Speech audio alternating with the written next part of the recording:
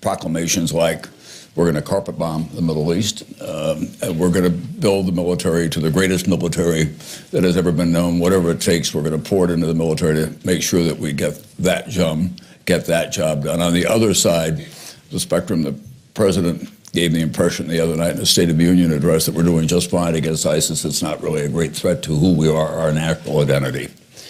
As you look at all of that, how well is the country being served by the real challenges that are before us when it comes to jihadism and now the upheaval and the cultural clash going on in the Middle East?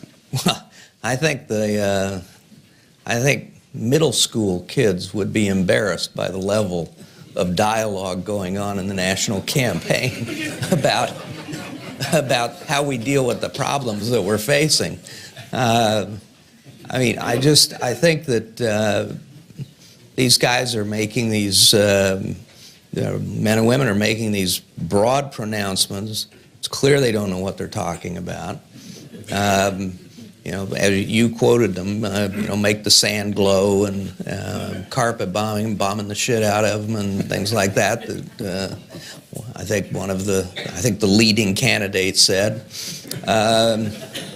This is not a particularly sophisticated level of analysis of the challenge that we face. And the thing that I find disappointing, and I realize that politicians have to put spin on things and so on, but they do a disservice in not being honest with the American people that taking on a problem like ISIS and the extremism associated with ISIS is complex, it's going to be hard, and it's going to take a lot of time.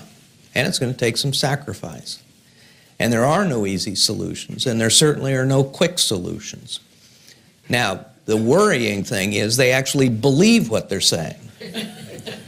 And if that's the case, we really are in trouble.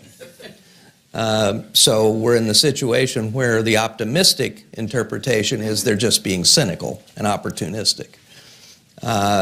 I think that by the same token, I think that the president has all along underestimated ISIS, has underestimated the degree of fear that they have been able to provoke among a lot of Americans. And I've talked to some people here in New York who are in the travel business, and they say travel to Europe is off. And more New Yorkers are vacationing or going to New England because they're worried about their safety in Europe.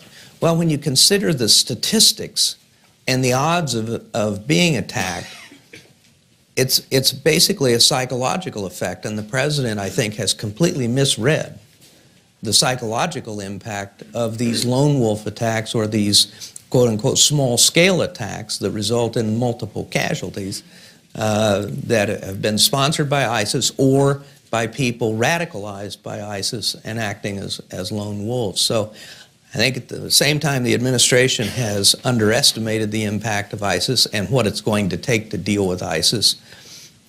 On the other side of the fence, you're getting these simplistic and frankly ridiculous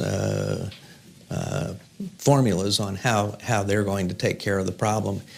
It's inconceivable to me that they really do believe that would solve the problem. Take us through